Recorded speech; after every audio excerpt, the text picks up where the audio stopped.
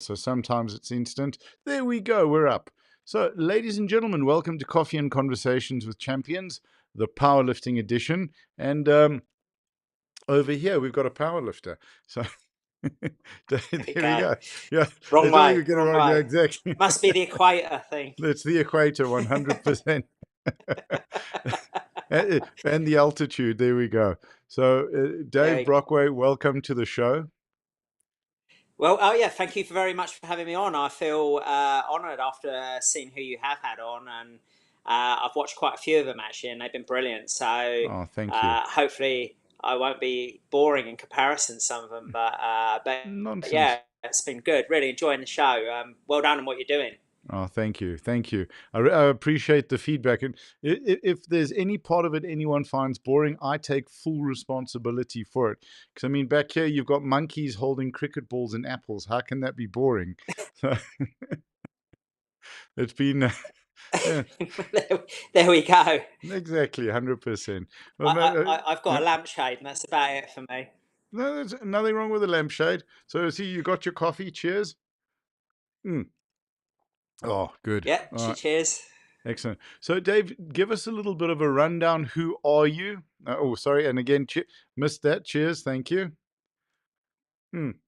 Sorry, Oh, no, no. I there's a had a. little bit of a delay, I think. Yeah, yeah. That's 100%. So, listen, I'm not going to moan about having an extra sip of coffee. That's never a problem. So, Hi, yeah. who? So I'm Dave Brockway.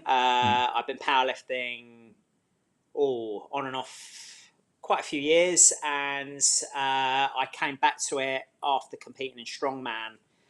right. When I got injured in strongman in 2019, a friend of mine sort of said, "Well, why don't you jump on and do a bit of powerlifting? You can still squat, bench, and deadlift." Um, I said, "Well, my bench is terrible. I thought I'd give it a try, but I fell in love with it. I think from that point, I love the fact, and I know it's been a thread on here, but the community and how nice everyone is, and just the support everyone gives each other, which is something as well that I had in strongman. So I didn't want to kind of go into another sport where it was you didn't have that. So it was good. Brilliant. I think it's and please don't feel bad if you want to stress that point, because I think for me that is the most special point. And everyone that I've spoken to that's involved in the sport talks about the community, what the community means, Yeah. how amazing our community is. But I wanted to touch on something that you mentioned, because you and I have quite similar journeys. So uh, we were both involved in a sport, got injured, and then moved into powerlifting. So for myself, it was martial arts, and also always did the squat, bench, and deadlift in the training. But I think it Okay. was Yeah. I was in my late 30s, tore my transverse lateral ligament, and was actually doing a demonstration. We were training guys, and I got taken for a scissor throw. Ankle got caught and ripped, and I smashed my head on the concrete. I think I cracked the concrete. The concrete, my head's fine. The concrete broke, but it was more the ankle. So a lot of trauma is always a good thing. But what do you think it is? Ouch. Yeah, no, no, proper ouch. The guys were mocking me because I was holding my head, going, my ankle, and they're they're they're looking at you, they're looking at me, going, well, that's not your ankle, right? Not by the Yeah. way, not by the way. Should we get a doctor? Should we get some ice? They're just teasing Oh and no, why mocking. would you So do that? yeah, exactly, yeah, 100%. So you know the kind of guys I was training with then, absolutely. Oh, definitely, yeah. So, Yeah. but yeah, I've always so I trained in a gym when I was younger in South London, where I grew up, and obviously I did it when you're in your teenage years to look Mhm. good, to impress the girls. Obviously, you realise as you get older that they really don't care. But I loved the training, Yeah, and I loved the stuff. But one thing I noticed, there was quite a lot of powerlifters in that gym, right. um, and it was owned by an ex-powerlifter. And one thing I noticed is their physiques were always better um, than the bodybuilders' physique. So I thought, okay, maybe I need to train like them. And I Hmm. always liked the fact that they were stronger. we had one guy there when they used to have the thicker plates. The The old, the I the think they were 50 Iveco, or kilograms. the old, Yeah, yeah, the 50 kilograms. So you those blue you didn't ones. leave that on a leg press because you'd soon Yeah, know about it. The guy used to run the gym used to grab your clothes and throw them out on the street. So yeah, so you never left them on there. But I remember there was a guy that was obviously so strong, he used to put belts around the bigger plates mm, just so he could lift them. sure. And that for me was phenomenal. That just impressed the hell out of me.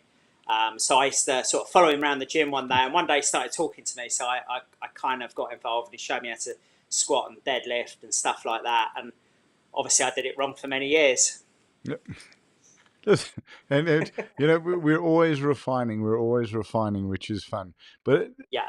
it's a great point you make, because like you start up young and at the gym as a guy, and you're training to impress the girls. In South Africa, we always call it, you know, you're training for December school holidays to look good on the beach. And what you ultimately realize is you're not really training to impress the girls. You're trying to impress the other guys because you want to look bigger than them, them, you know, more. And what happens though? When does the switch happen for you, when it goes from how I want to look to I want to be strong? So where it goes from aesthetics, with where you might be quite weak, but to being strong. What sort of was that change? Well, I always trained quite hard from sort of my teens right the way through to my mid-20s. Right. Then I got ill. Actually, I got glandular fever, so I Sure. was sort of bedridden for about a year. I could Oh, barely do anything. I was just about working, and I was sleeping 18 hours a day.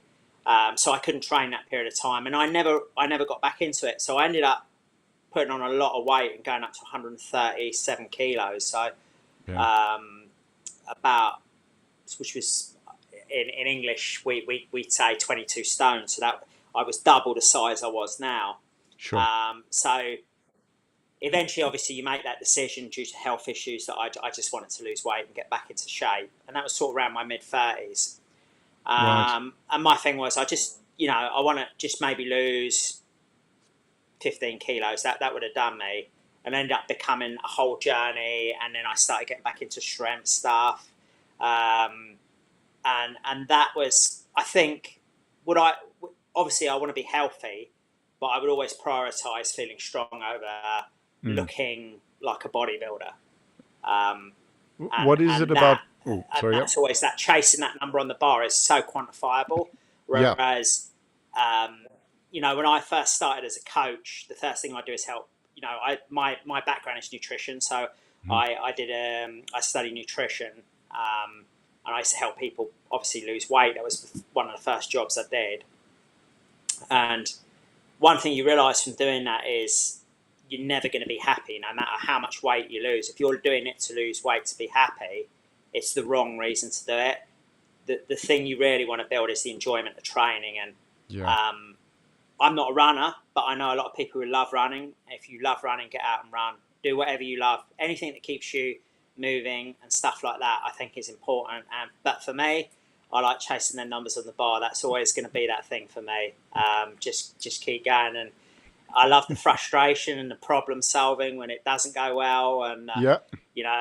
I've got the scuff marks on my SBD belt to prove how much I've thrown that thing around a few times. But Brilliant. but that's what keeps me interested.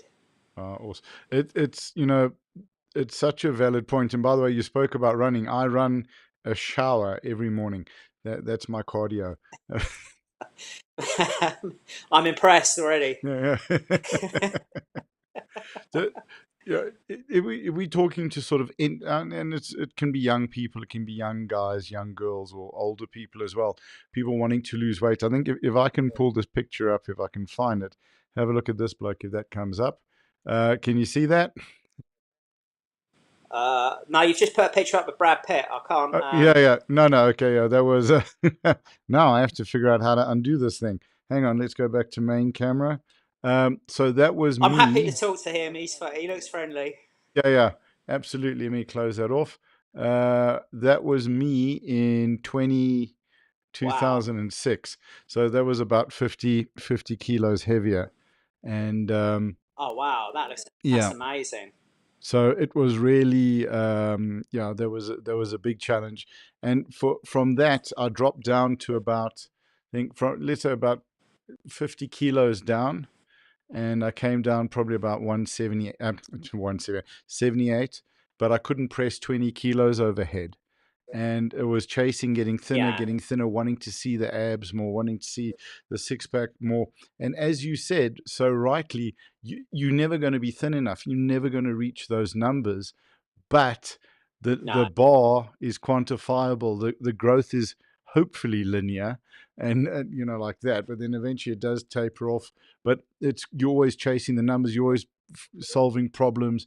You're always trying out new things, and you can see that in being able to lift the weight. What if you were to talk to people and being a coach to say to them, why would they consider powerlifting versus ordinary weight loss or cardio, that traditional thing? I think there's been a shift anyway. Mm, I definitely think, most people, I would have said, when I first started as a personal trainer in a gym, um, everything was about being smaller and everything mm, was thing. But I did notice about 2016, right. maybe due to social media, YouTube, there was quite a big shift. I started getting quite, because I was always, I did all my strength and conditioning qualifications, which was a bit irrelevant at the time because there wasn't really an outlet for it. But Yeah. I did all the Charles Poliquin courses, and Oh, what a I did legend. my strength and There, conditioning yeah, qualifications here. yeah, Yeah, we'll come back to Charles Poliquin. yeah. But I did all them courses as well, Mm-hmm. and I noticed, due to being advertised on Charles Poliquin's site, because there wasn't a lot of avenues, I started getting a massive influx. Probably about 7 or 8 females within a month Oh, email wow. me through my website about learning how to lift weights. So I went to the manager of the gym and I said, look, it was a commercial gym. I said, I think it'd be a good idea to set up a class to teach women how to lift weights. He Mm-hmm. said, not for me to do, maybe a female member of staff to do, because obviously I don't think they'd be drawn to me doing it. Well, anyway, the female member of staff pulled out of it, said, I just can't see the point of it. And the manager says, well, you can do it, but I don't think anyone's going to come. Well, Right. I limited it to 10 the first week, and there was a waiting list within 5 minutes. They just wanted to come, and we started getting regulars. The second week, 20 other people turned up, females, to watch the Brilliant. class because they couldn't attend. So they literally came and watched the class. And that's when I went, okay, there's a massive shift in how people want Mm-hmm. to train now. And, you get, and I think more than anything, obviously I know Rebecca and Craig, they're part of Mm-hmm. my division. And what Rebecca said about it building her confidence, that things she did at work, I'd noticed that all the time. Right. You'd have some of the women coming going, like, I've just gone for a new job. I would never have done that before. I feel so much more confident coming into the gym. And, you know, whereas where we'd have the weights area upstairs in the gym. If I tried to take one of my female clients, oh, this is the men's area or something like that. And Yeah. then I started noticing a massive shift now. And also then the guys were coming up to me going, I think it's a great thing you're doing. I think it's amazing. Um, so obviously then I started noticing that people started enjoying just chasing their numbers a bit more. Right. That's absolutely brilliant. Can you share a couple of stories about how you've seen lifting and powerlifting changing people's lives? Um, yeah, definitely. I mean, I would definitely say the biggest thing is confidence. Mm-hmm. Um, and, you know, I've had clients with crippling anxiety, like performance anxiety, that push themselves through. And I always have a massive amount of admiration for people that will actually just get up and do it. And Right. some people, that's all it'll ever be. They maybe go from, I quite enjoy squat, benching, and deadlifting, to I want to go on a platform. You know, a really good example is a client of mine. She said to me, she said, I wondered if you coached me to do powerlifting. And I went, oh, yeah, sure. Is it something you thought about? She goes, well, actually, I've entered a competition. It's in 6 weeks. And I, had absolutely no history. Yeah. but she's still with me as a client, and I thought she was insane at the time, but she went and did it, and she qualified for nationals this year, and Oh, hang it's on. definitely brought her out of her shell a lot more, and yeah, Brilliant. That's and absolutely obviously fantastic. that's a 3 year journey as well. And Yeah. I definitely wouldn't have had at her age that delayed gratification.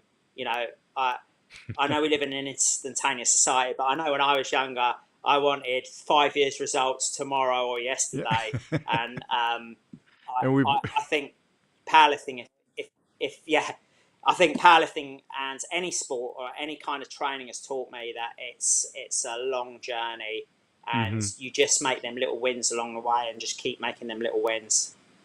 Absolutely. I chuckled because I remember back to my youth, and you wanting to get as big as possible, as quickly as possible, and you're buying every single weeder product I you can still get your haven't got as hands big on. as possible. Yeah. Oh, absolutely. Absolutely. So let's chat a little bit about your journey. So, what was your first competition um, so the first competition, what in in powerlifting? powerlifting? Yeah. Well, I mean, we can chat about the strongman as Well, I well. came.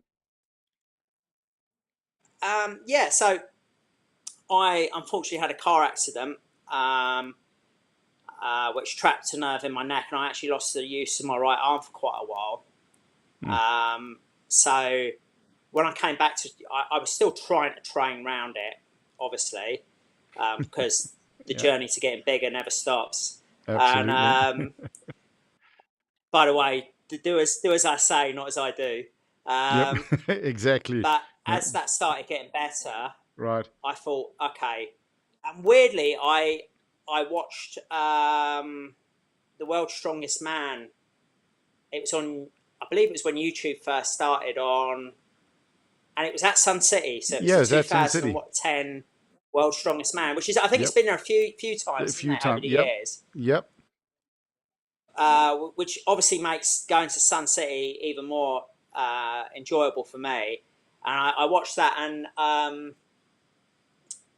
got into I could barely move my arms still, and Hmm. I just went onto the internet and went strongman competitions, and I entered one that was far more higher than I was actually ready for. It wasn't a beginners competition, which I came Okay. absolutely last for. There's people that have gone on that were in that competition that have competed world's strongest man, and Oh wow. obviously Okay. there's me just struggling. But what I loved about it, and obviously I've seen a thread, is that the worse I did, the more people cheered me. So I just thought, okay, this is amazing. So I carried on. I probably did quite a few comps in that, and I ended up breaking. I had a few injuries, but I ended up breaking my hand warming up for an Atlas Stone, Oh. and I was in quite a lot of pain through the arm. But I decided to follow a powerlifting program. Hmm. Um, I think it was like 531 or something like that. Okay. Yep. And then my You're friend said, "Oh, showing your age. do you want to?" Well, yeah, Masters 2 now, unfortunately. Yeah. But yeah, I followed 531, and I started. I actually thought, oh, this is good. I quite enjoying getting just a little bit more base strength and stuff for a while. Hmm. And I thought, oh, powerlifting will be a sideline I do, get me back into strongman, and I ended up doing it for, well, I'm here now, so Yep. yeah, Awesome. And here now is prepping for Commonwealth in South Africa at Sun City. yeah, unbelievable. It's just I won the Masters 93, Masters 2 this Hmm. year in Ireland, which was, again, amazing competition. Northern Irish Powerlifting did such a great job with that. And I went the year before, didn't do so well. Right. And sadly, I lost my mum last year. So Oh, I my think I spent condolences a to bit you. of time just really using my training a little bit as just to keep my head straight a little bit. And I've had an Absolutely. amazing year of training. And then that I I tried to email because I entered All Englands as well. So I said, oh, I know I want to go in as a 93, and I didn't hear back, so it must have just gone to the spam box. Right. So I thought, do you know what? I woke up 88.1. It was 13 days out on the Sunday morning after that, and I thought, do you know what? I know what would be a really good challenge is trying to get down to 83 and compete as an 83 at the All Englands. Ooh. And I weighed in the morning at 83.4, and I was going, oh, Christ, so you have like an hour to get ready. Yep. So I'm spitting into a cup, trying to get Yeah. that. And my friend who came along to help, I said, can you get me packs of chewing gum? Because I just need to keep spitting into a cup. Yeah. 20 past 9, because 9:30 was the cut off. I jumped on the scales again. I was 83.2. I was going, this is never going to happen. So Yeah. had some frantic spitting into a cup. I Yeah. stark naked. I'd just like to Yeah. apologise for Yeah. any officials that were there that day. Stark naked, jumped on the scales, said sorry about this. Yeah. Jumped on it, teetered at 83.1, 83, and then just landed on 83. And Oh, that was brilliant. at 9:29 with 30 seconds to go. And someone said to me, "That's probably the most exciting weigh-in I've ever seen in." Did you get a medal And for then the I weigh-in? went out and I thought, Yeah. yeah, I felt absolutely exhausted. So I didn't think Mm. I was going to perform on the day, and then I ended up winning that. So Brilliant. um, just amazing, really, and it's amazing what you can pull out the bag when you need to. Absolutely, absolutely. And I don't think people realize how big a part of the challenge of competition that is. It's great if you like, that's why I like being in the 105s now, because it's really, I walk around at 107, 103, 108. You know, you got a big margin to to spend time. And I'm considering the Yeah. 120s. And yeah, Oh but wow. no, I've got a couple of chocolate pies I got my eye on, and eat my way there. And but I Yeah. think like it Yeah. really I'd is. like Yeah. to. I think. Yeah. Oh, sorry. Yep. Go ahead. I'd like to go into the 93s now. Yeah. I'd It. like to go into the 93s now. So Mm. that's it was so good at the Masters. I actually was cut into the 83s, and I got shingles about 2 weeks out from competition. Oh. So I just didn't think it was wise to just Mm-hmm. add any more stress to my body. So it was just at the cut-off point. I said, I'm going to do 93. And that was always the plan next year to go up to 93 anyway. Right. But as it happens, I've got selected as an 83. So I've had to do one more diet Oh. this Okay. year. But I do that. The plan is next year to get up to 93. Threes. Yeah. It's really it's an awesome part of the sport.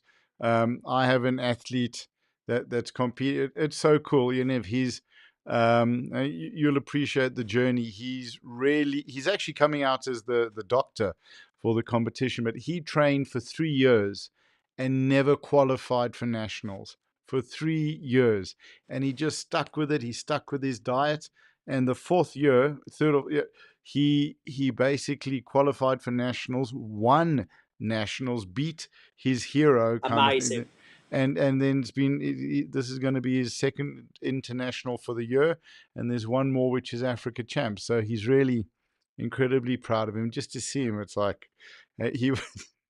I think after his last deadlift at Asia Pacific Africa, I think he spent about 20 minutes on the podium waving and blowing kisses. It was one of those goodbyes, Oh, if you that's know what I mean. amazing. Yeah.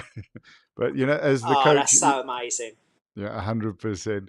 Yeah, as the Yeah. coach, you're standing in the tunnel and you're going, it's not him, it's all me, it's all me. But So, can I ask you sure. a question I'd like to ask you? Yeah, Do you get more out of coaching than you do out of actually doing it yourself? 1,000%. So like I'm involved in coaching. I Yeah, do me the too. commentary. We run the live stream. We do these videos. The last I competed in 2016 or 2017 in Africa Champs, won gold, and then I made a decision I'm going to retire. And unfortunately, at the end of last year, beginning of this year, a lot of my guys started just to bully me, and they can be quite abusive. And yeah, so to get me to compete, so yeah, entered, did bench. So I've done bench this year. So won nationals, won the provincials, and then competed in Asia Pacific Africa. Got silver. It was great. It was me and one other guy, and he was benching 186. or 185. So I wasn't too worried. It was very nice knowing I'm going in for a silver. It's fine. I just don't have Wow. to mess up. Yeah. And so that was fun, but definitely, definitely, Yeah. definitely, the coaching is more fun. The being involved at the table and sort of helping the sport, a lot more fun than competing. Yeah, and also, Dave, to be perfectly honest, no one makes the coaches don't have to make weight. So, Yeah, there's yeah, that aspect as well. that's it. So, what are you looking forward to in Sun City? What are your expectations coming out? um, I've had some great at the moment. I've had a great block of training. Right. I haven't posted everything. Weirdly, Good. after Yeah. with the nerve damage in my arm, I had a massive increase in my bench press. Right. It's Brilliant. still not competitive with anyone else, but for me, that's if I get a little bit of a PB on bench press, which I should do, that will be everything for me. But like I say, the honour at the moment is just the fact that I've been Yeah. asked by the English team, and I was asked. I was put in the GB reserve, which Mm. it's although I never got it, it's such an honour to be asked to do it. I never thought I'd get that. I always thought it's always other people to do it, but it's when you get that letter through, it's the best feeling in the world. Absolutely. Absolutely. I have to do this then. Hang on. Uh, I so, was I was waiting for that. To be fair, yeah, there we go. And listen, I'm a 1970s and 80s DJ, man. Yeah, that's right. We got to go well, there old we school. go. Yeah, got to go old school with the sound effects. No, I identify as I'm not that old. Well, maybe for an 80s one, yeah. The coming out to SA, getting your kit. Have you got your kit yet? Yeah, I just got the tracksuit Right. a couple of days ago, and I had my singlet about a week ago. So obviously, I've put it all on and danced about the flat a little bit Yeah. with it. Did you post the Obviously on my dancing? own. There is Yeah. videos that Okay. I'll be uploading to my OnlyFans later on, but in my Exactly. kit. But That's a, um, the OnlyFans but name is yeah, no, Coach it's Steele. Yeah. Yeah. singlet love. But Singlet love. There we yeah, go. Yeah. Oh, brilliant. but yeah, So, it's nice, and I've never been. I wouldn't call myself someone that's overly patriotic or thing, but there is something nice about being asked by your mhm. country to represent. Yeah. And it's nice. This channel as well is giving support to all the other countries that are coming through the Commonwealth and all the other powerlifters. You've had people from Canada, Ireland, Northern Ireland, Yep. Wales, Scotland, and it's so important that they're supported and given that outlet, because you can see how proud they are to represent their Sure. country. Absolutely. And dancing around in your singlet and unboxing the singlet, so we see what it means to people. I think maybe that's quite a good segue to the sponsorship thing. And one of the reasons that we do this and why I'm so focused on it is want to use this platform to create awareness for the powerlifters, for our sport, for the coaches, because even whether it's someone just coming across a video and watching one of the interviews or watching one of the shorts and then maybe seeing that going to look for the full video, it's so important as a sport that awareness is created because it's such a special sport and it's really for everybody. So if you were to speak to sponsors, what would you tell them is the main reasons? You see, I'm putting you under pressure. I'm not saying reason, I'm saying reasons that people should get involved in supporting powerlifting and sponsoring the sport or the athletes and the coaches. Um, I've always thought of powerlifting as being an accessible sport to everyone. You just need a barbell really, and probably somewhere flat to lie to be able to do Mm. bench. So with regards to that, it's great. I was actually shocked at the cost of how much this is costing me. Yeah. Um, You had hair or before. when No, just kidding. admittedly, when I first put it down on Yeah. paper and I started working it out, I was going, "Can I say yes to this?" Mm. And a friend of mine, she sort of said to me, "Look, this might be your last opportunity. You don't know whether you're ever going to get to this point again. You've got to say yes and just find a way." And Uh, I'm going to say sorry. admittedly, the And costs have come down as you start. yeah, yeah, I was going to say sorry. And that was a Yeah, friend who said that to you. You may never be able to do this again. yeah, yeah. It's true, and I sort of said, yeah, I've got to say. You sort of say yes, thinking, oh, it's a great honour, but then actually, when you start putting it down on paper and Mm. going, I've got to raise this money, and then I started thinking, actually, what happens if you were a disabled athlete that needed a carer to come with you? What happens Yeah. if you're a junior athlete that needed your parents or a chaperone to come with you? What Sure. there's all these costs on top.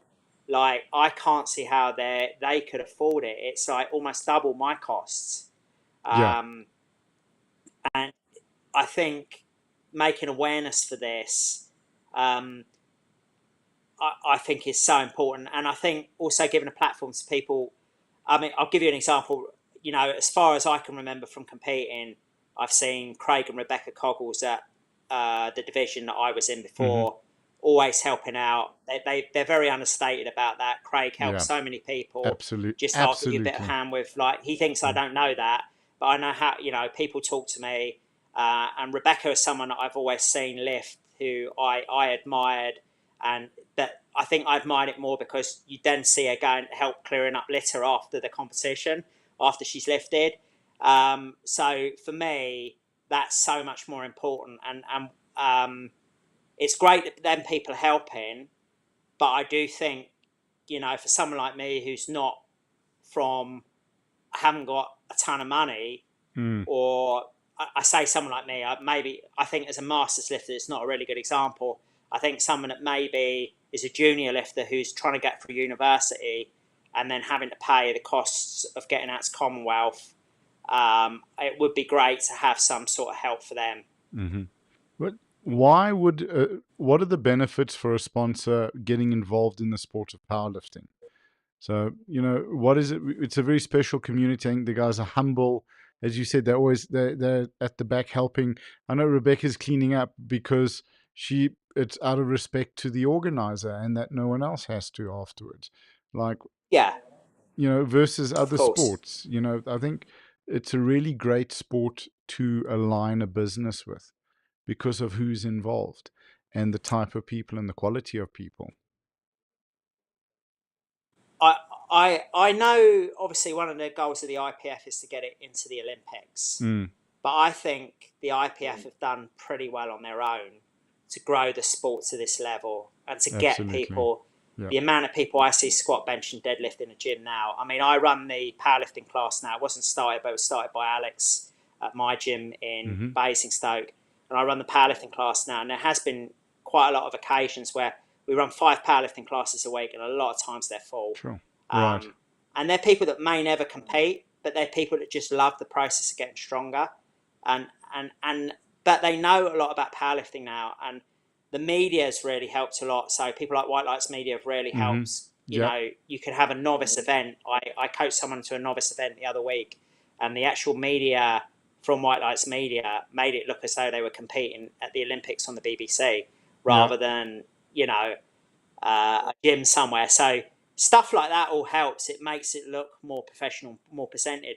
I think powerlifting can always stand on its own, and Yes. I actually think sometimes that powerlifting is looking for other things to join onto, whereas actually when you look at, like, when I first started coaching at powerlifting, 2016, 2015, you go to an event that would be in a very small hall. There may Yeah. be 5 to 10 lifters, usual faces. They might bring their wife along who looks bored as hell, um, and Yep. or their kids that are just bored, No. absolutely bored, Yeah. Yeah. senseless. Now you actually get people to come and at a divisional level will come and watch a powerlifting comp Yeah. because they just want to see a powerlifting comp, and they're making superstars out of these people, and that's what's going to make the sport really good. I don't think Absolutely. we need to look to anyone else. I think we Mm. just need to grow within ourselves as well. Yeah. That's so well said. Thank you. It is. It's an opportunity to get in on the ground on a sport that's growing, a sport that is just honor, Yeah, integrity, really, really good people involved, an amazing community. I mean, let's be honest. Like there's certain sports amazing. where there are lots of scandals. You know, there's there's not a lot of scandals in powerlifting. You know, yeah, you don't hear of as I mentioned on one of the No, other episodes. You don't hear of a powerlifter crashing his Bugatti with a French model in it or something. You know, that when with his missus at home. You know, it doesn't happen. You know, so, you know, well, not yet, but well, work, yeah. yeah, working on it. Let's not rule it out. But Yeah, yeah. no, there's a lot Good of times, dignity. good There's a times. lot Yeah, of dignity in the sport. yeah. I would Yeah. say it is. I obviously, in powerlifting, we don't just have the IPF. And I was listening Hmm. to somebody else say lifting in another federation is like lifting at a rock concert, and lifting in the IPF is a bit like lifting in a church. Yeah, But yeah, I also think it's a very dignified federation. yeah. And if you kind of like that, like I do, I Mm, like the professionalism, I like the yeah. camaraderie, and I like the way it's run. And I think I'd always choose that. Absolutely. I think, and you know, the other federations, they're great with the music and with the audio and for us, and it's always been a challenge as well. It took me probably 3 or 4 years of streaming competitions in South Africa to get people off commercial music. So much so to the point that we actually started our own record label, and we put out about 5 albums so that guys can train to the music that's available, and then they can also that's what we play, and there's no copyright infringement issues.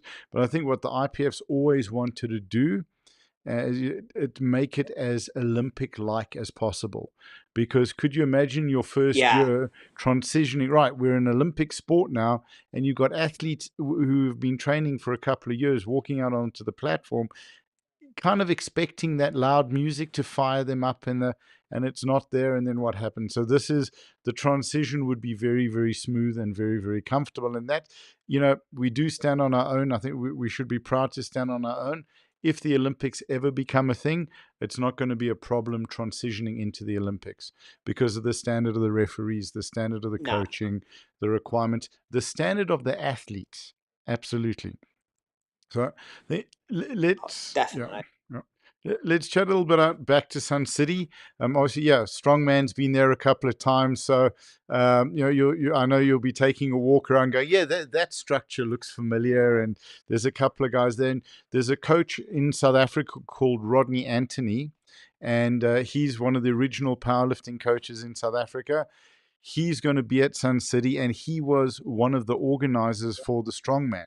So you can meet up with him, and then I'm sure he'll be able to take Oh, you on a wow. bit of a tour when you guys have some time. So that and you'll have some great stories to chat with him about because he was there. So it'll be very, very cool. Oh, that'd be great. Yeah, That sounds amazing. yeah. I'm So I'm so yep, looking forward as well. I do want to do a mm, safari, and I do yeah, want to go to the water park, and yeah. I've Oh, re- it's open. Yeah, it's a shame like I'm not out there a bit longer to really start to enjoy a little bit more of stuff. I did want to go to yep, Cape Town, and I yes. just haven't got enough time. I'm just got to be realistic. For sure. And it's, look, you know, next year, is it Masters? That's in Cape Town next year. I think we've got Oh, there's amazing. yeah, there's a competition that's coming up. I stand corrected, but I think that's the plan. And then, you know, the thing with Sun City, and I tend to speak a lot about it on this series of podcasts, but it's a great venue, and uh, a lot of people are coming out here not within enough time to see the rest of South Africa, but you can really get a great experience of South Africa and of Africa at Sun City. The Pilansberg Reserve is right there. You know, you can book it at the hotel to go and do Yeah, your tour. There's the 2 kilometer zip line. I think that's still open. I'm so chuffed the water park is open because the last 2 competitions we've had there, it's just closed because it was in winter. So, you know, every hotel's got a pool, and you've got the water park, and it's a lot of fun. There's a great walks, great golf courses, great restaurants, great food, great, you know, party venues for post lifting, and yeah, it's going to be fantastic. Is there? Sounds Yeah, fun. Yeah, I'm yeah, really looking forward to it. yeah, I'm looking forward to seeing all the lifting as well. I mean, yeah. It's good. Two platforms. I mean, World Masters and Commonwealth at the same time. And I'm going to be the announcer, so I'm going to be playing the one side up against the other. It's like, can we hear you, Commonwealth? Yeah, you're always the kid in front of the grandstands at school, really trying to get everyone to get rowdy. So I think we'll be able to do that. it's gonna be a hard job for you, definitely. Nah, doesn't matter. Just give me enough coffee. It's fine. It'll be a lot of fun. Is it, can you chat about any of your expectations for Sun City? What are you hoping to do? You mentioned a bench preview. um, yeah, I mean, I try. I think over the years, what I've realised is that strength's not always there on the day. Mm, So I've got like an A, B, and C plan. So I think worst case scenario, I go with my C plan, right. and this could depend on the judging or anything else like that. And you know, I'm just hoping that ideally I just have a good performance. That's all I'm going to try and do. And I think I just want to enjoy the experience as much as I can, learn as much as I can from the experience. Because Right. yeah, I'd love to do it again as well. This I don't want this to be my last one. Absolutely Um, not. but like your first nationals, I think you've just got to go and do it and try and take as many notes as you can of what you did wrong. Because when you go up different levels, it becomes a different game each time you come up a level. And I'm learning a lot more not to have expectations, to go with what I've got rather than what I want, and Hmm. try and make sure I perform as well as I can on the day. And hopefully, the coach will make a lot of them decisions for me, um, take my emotion out of it as well. So, Yeah, absolutely. That's brilliant. So, is there anyone that you would like to give a shout out to, or to mention, or to, the great bullying opportunity, a chirp or two? Uh, um, no, I just like to say thank you to all the lifters that have helped me out. I mean, you had Michael on yesterday, yeah. and Michael actually Mike got let down on coaching at the Masters, and Michael actually helped me out backstage with just like helping out with my depth and loading the plates and stuff like that before I went out on the platform. Although I did miss my first squat, but he did say to me, which I Michael. think put Yeah. me at ease, is when you hit depth in the training room, you didn't do it out there, so which actually took a little bit of The pressure off, pressure which off. sort of Yeah. made me laugh as well. So I'd like to thank Michael for helping me out. He was handed somebody else on the Oh, day. there I'd we go. like We're to getting a thank time. everyone Yeah. that over the years. Over the years, there's been so many people that have just helped me out in powerlifting, and I just want to thank all them people, and I want to thank all the organisers, people like yourself that make this and give up your time to do this, not as a business, but as a love for the sport. It's a very, very special sport. Yeah. We love doing this. This is what makes us happy. It's like you almost got to work so you can do Yeah, this. Oh, brilliant. David, it's been yeah. wonderful, absolutely wonderful chatting to you. And we really appreciate your time and making yourself available. And we're going to see you in Sun City. 2 weeks time, can't wait. I'll be looking forward to seeing you down as their party locations down there in Sun Yeah, City. absolutely. I'll put you in touch with some of my stream team guys. They can point it out, but they have to be in bed early because they got. Me too at my Yeah, age. yeah. We'll find the party venues that are wheelchair accessible. So it's fine.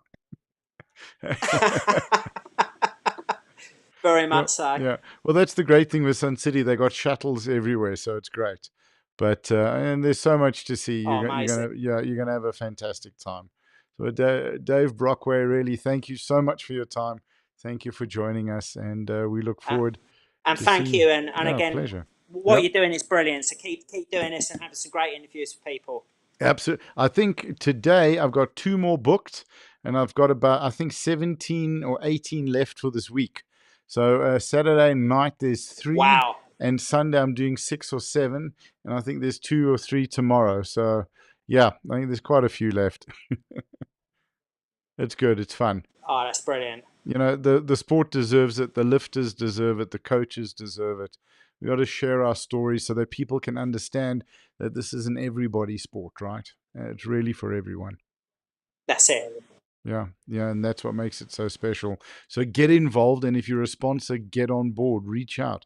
You know, support. It doesn't take a lot to make a big difference in an athlete's life, in a coach's life, in a junior's life, and give people the opportunity to experience this, to represent their country, to travel the world, to be in it, to be a great representative of their country, and then to come back with these wonderful memories. You know, coming back with this kind of experience, talking to a couple of kids that may be having a rough time, or a divorcee who's having a rough time, or a widower. And you say, you know, you convince someone who's just lost their partner because they're in their 70s that they should consider getting into the sport. And that does, it can change their lives. So that's really what it comes down to. It's about enabling really good people to have these experiences and to come back and to share these experiences, because that's going to make a profound difference to many, many people. Oh, that's great. Mm. Absolutely. Yeah, that was my sales pitch. So, so yeah. All right, Dave, thank you so much, man. We look forward to seeing you in And South thank Africa. you. Take Travel care. well, Look forward to look seeing you in after South yourself. Africa. Absolutely, my man. Thank you so much. Bye then. Cheers. Bye bye. Oh, what a fantastic chat. Must be on.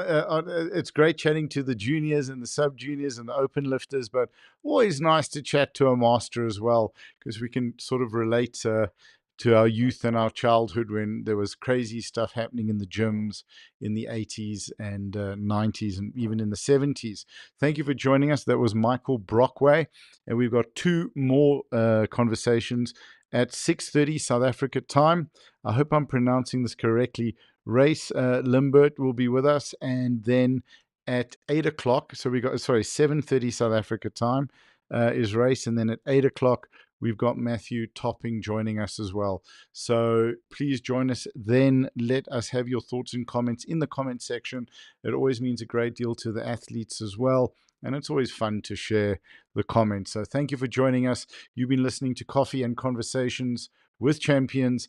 I'm Nicholas Ingle, and I'll see you a little bit later this evening. Thank you all. Bye bye.